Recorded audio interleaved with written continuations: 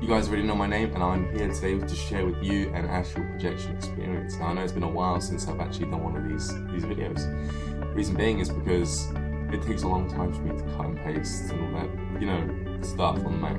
You Mac users know what I'm talking about when it comes to After Effects and Adobe Shop, when it comes to making movies and cut and edit and upload stuff onto YouTube. All that stuff aside, I've chosen today to talk about a very specific experience. It'll be quick, it'll be brief. Reason being is because this experience really did put me in an area which I really haven't been in before when it comes to getting out of my room, when it comes to astral projection, which I know a lot of people actually come across this situation because I've also had that problem at the beginning. I found it quite difficult to actually leave my room. I'd always wake up in my room, I wouldn't wake up anywhere else. Now,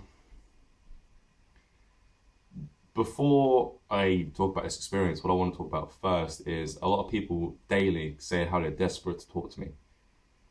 When I was astral projecting, when I was learning about this stuff, when I was pretty early on, I wanted somebody to teach me.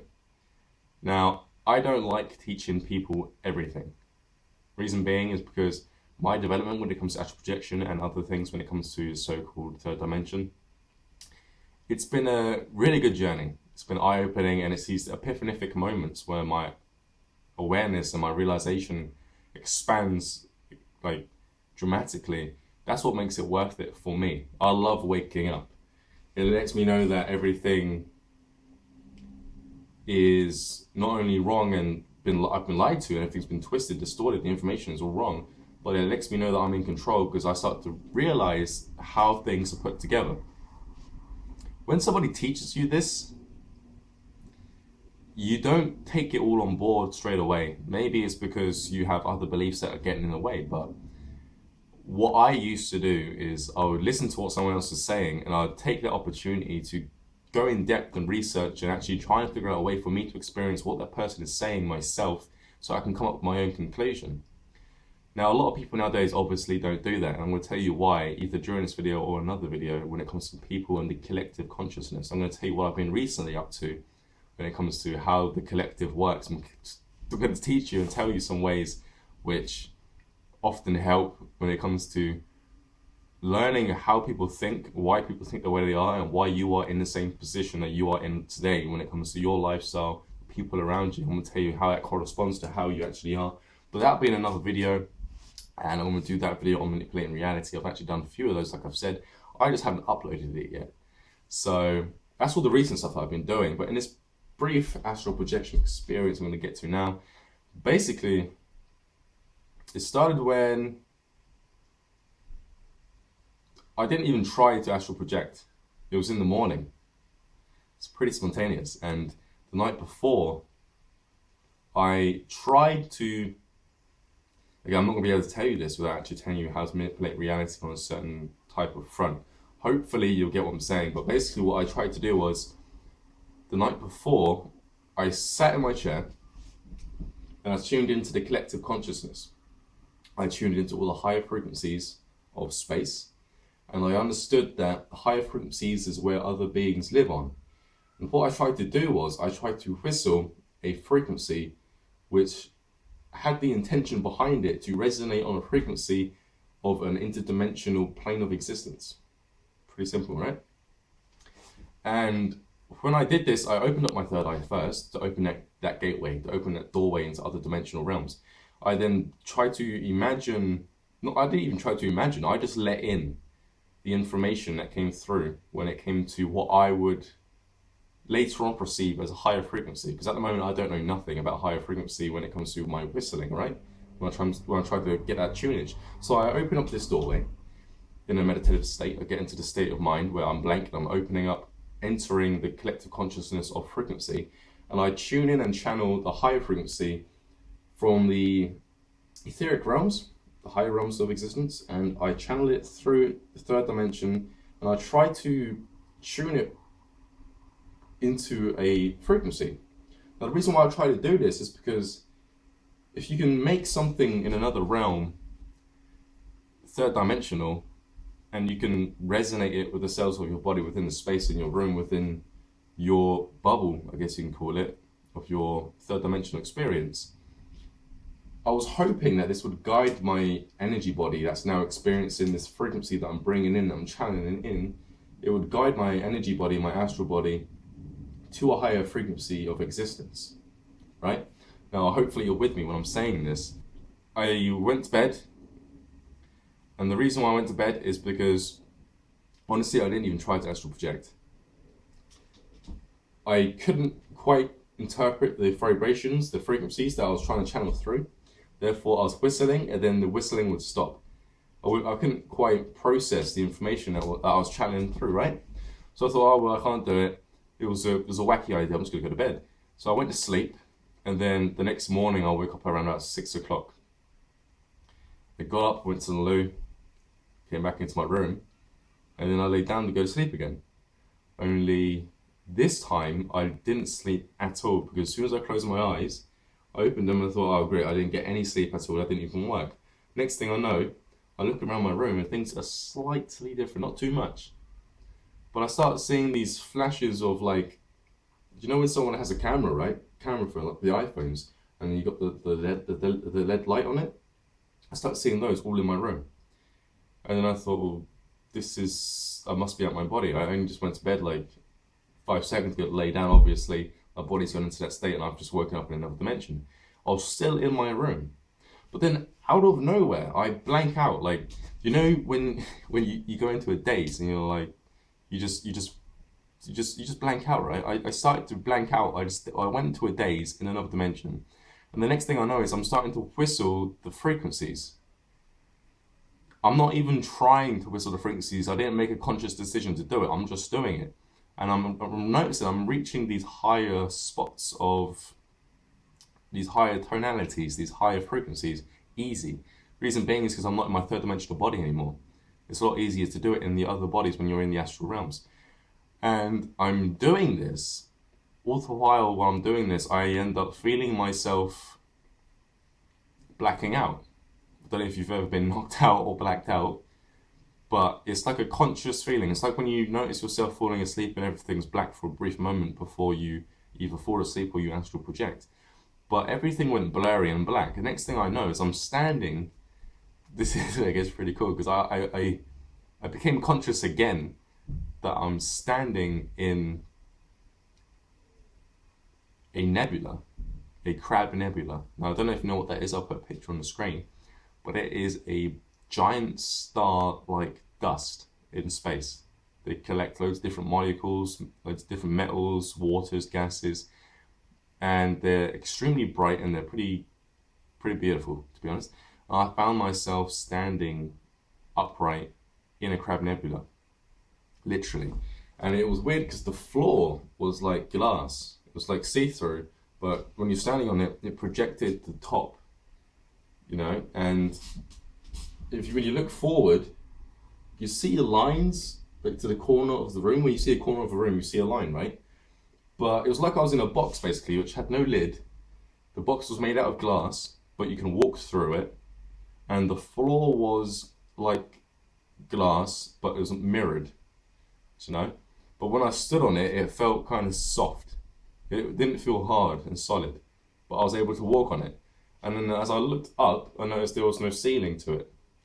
And I saw a shooting star. I saw comets come through the nebula and literally just go past me. And I was thinking, this is insane. I've never been inside a crab nebula before.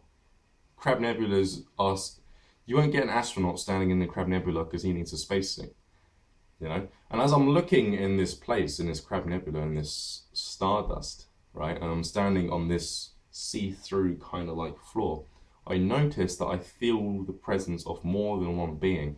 And as I look around me, there's about 10 or 20 beings. They're light and then they fade out. They light up, they fade out. It was like they were transparent 1 second, then they were gone. And they were walking around and they were using this place like some sort of highway, like some sort of dimensional gate. And I noticed that I'd see these people and they would often come in and they would have a chat. Like it was like their meeting space. Like it was like where they go to have coffee, like a Starbucks. Only these were multi-dimensional beings having like a communion inside this stardust, which is very, it was pretty amazing to see.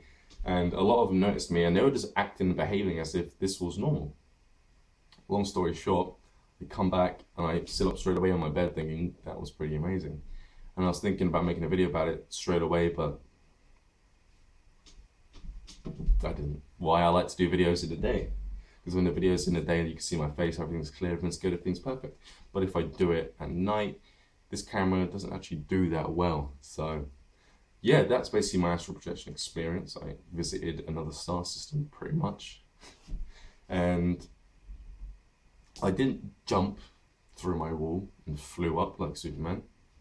I have done that before, but that's not how I got there. Instead, I channeled energy. I do know the ways of doing this, but this is just one way that I discovered my own, which completely surprised me when it came to getting to another location, especially when this was a spontaneous astral projection. So a lot of people, like I said, have been asking to talk to me. They've been asking for me to train them. They've been asking for me to give them advice. Now, I can show you a map. I can show you the finish line. I can show you where to walk, but I'm not going to hold your hand and walk with you.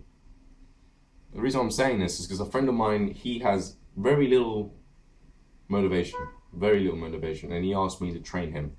Now, I noticed very early on that he only decided to do things when he was in my company. He'd come over to my house, I would teach him personally, and he'll only do what I say when I'm with him. If I was at his house, that's when he would do it. But when I phoned him to check up, to ask him if he's done the meditations I've told him to do, when I told him to do the certain things and the visualizations, he would tell me no.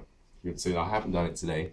I was too busy working, so I just didn't get around to it. Or he'll make up some pretty darn terrible excuse as to why he chose not to make time to do something, when in the whole point of this, him attaining this experience, is because he wanted to do this apparently above everything else. But at the same time, when he's not with me, he decided just to do nothing.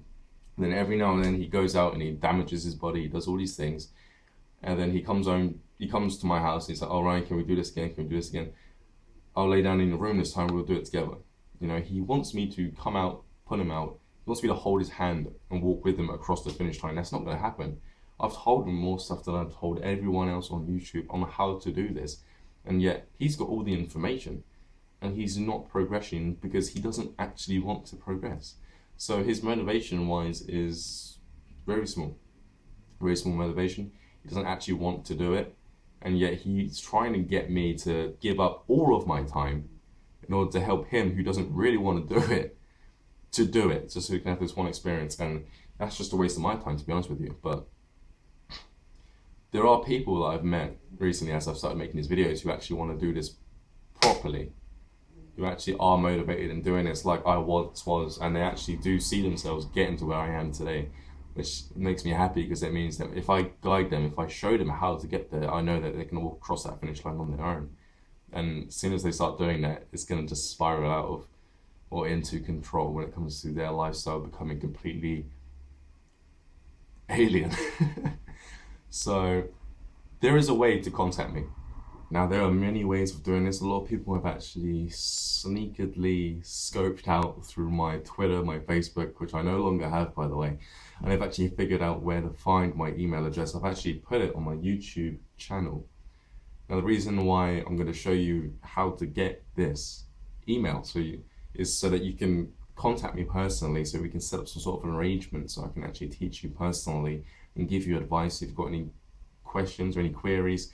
I can actually help you learn or progress as to where you are at the moment when it comes to astral projection, and I actually give you experience. I give some more stories. They're actually personal stories which I do not teach or choose to share on my channel for specific reasons, which I may actually give you in a private consultation if only it benefits your current point in development when it comes to learning about how to astral project. Now, if you want to set this up, if you want to email me, like I said before, do not contact me on the comments. Don't comment my videos, because I most likely will not reply back to those things. However, I do always reply back to my emails. I go up on here and I type in send you a message, and it searches through all the ones that have actually personally sent me a message rather than commented underneath a video on my YouTube channel. And I will often reply back to them when it comes to astral projection, pretty much all the time, because they're the people who really want to do it. They're the people who really are interested in progressing on this skill. So I do give them my time when it comes to personally chatting to them.